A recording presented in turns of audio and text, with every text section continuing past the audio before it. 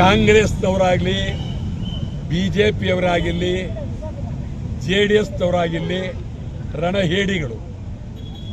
ಅವರಿಗೆ ಭಾಷೆ ಬಗ್ಗೆ ಗೌರವವಿಲ್ಲ. ಅವರಿಗೆ ರಾಜಕಾರಣ, ಅಧಿಕಾರ, ಲೂಟಿ, ಭ್ರಷ್ಟಾಚಾರ ಇದು ಅವರದು.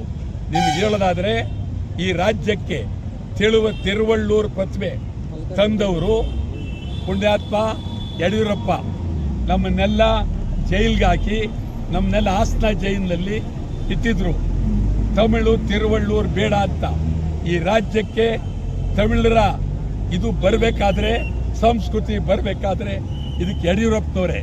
ಇವತ್ತವರು BJPಯವರು ಈ ಕಮಲಾಸನ್ ಬಗ್ಗೆ ಮಾತಾಡ್ತಾವ್ರೆ. ಇದುವರೆಗೂ ಅವರೇನು ಮಾತಾಡಿರಲಿಲ್ಲ. ಇದ್ದಕ್ಕಿದ್ದಂಗೆ ಶುರು ಮಾಡಿದ್ದಾರೆ ಅವರು. ಅದು ಹೇಳಬೇಕು. ಮೊದಲು ಯಡಿಯೂರಪ್ಪನವರೇ ಜ್ಞಾಪಿಸ್ಕೊಳ್ಳಿ. ತಿರುವಳ್ಳೂರು ಪ್ರತಿಮೆ ಇಟ್ರಲ್ಲ, ಯಾಕೆ ಇಟ್ರಿ? ಕಾರಣ ಏನು? ನಮ್ಮನ್ನೆಲ್ಲ ಜೈಲಿಗೆ ಇಲ್ವಾ? ಇದು ನೀವು ಹೇಳಿದ ಪ್ರಶ್ನೆ ಸರಿ. ಎಲ್ಲ ರಾಜಕಾರಣಿಗಳು, ಎಲ್ಲ ಪಕ್ಷ ಭೇದ ಮರೆತು ಬೀದಿಗೆ ಬರಬೇಕು, ಹೋರಾಟಕ್ಕೆ ಇರಬೇಕು.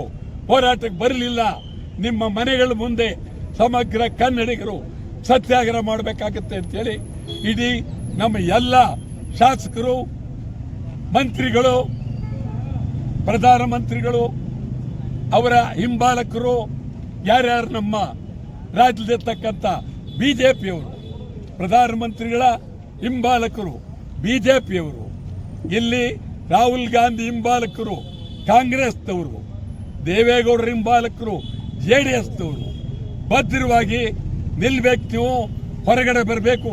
ಇಡೀ ರಾಜ್ಯ ಒಂದಾಗಬೇಕು. ಕನ್ನಡ ಧ್ವನಿ ಒಂದಾಗಬೇಕು. ಕನ್ನಡ ಧ್ವನಿ ಒಂದಾಗಬೇಕು. ಅಂತಿಮ ನಟ ಶಿವರಾಜ್ ಕುಮಾರ್ ಅವರು ಅಲ್ಲಿ ನಟ ಶಿವರಾಜ್ ಸಮಗ್ರ ಕನ್ನಡ ಚಿತ್ರರಂಗದ ಎಲ್ಲ ನಟರುಗಳು ಬೀದಿಗೆ ಬರಬೇಕು. ತಮಿಳುನಾಡಿನಲ್ಲಿ ಇಡೀ ಚಿತ್ರರಂಗ ಕಮಲಾಸನ್ ಪರ ನಿಂತಿದ್ದಾರೆ. ಕರ್ನಾಟಕದಲ್ಲೂ ನಮ್ಮ ನಟರು ಭದ್ರವಾಗಿ, ಧೈರ್ಯವಾಗಿ, ನಾಲ್ಗೆ ಭದ್ರವಾಗಿ ಹೇಳಬೇಕು. ಕಮಲಾಸನ್ ವಿರುದ್ಧ ನಿಲ್ಲೇಬೇಕು.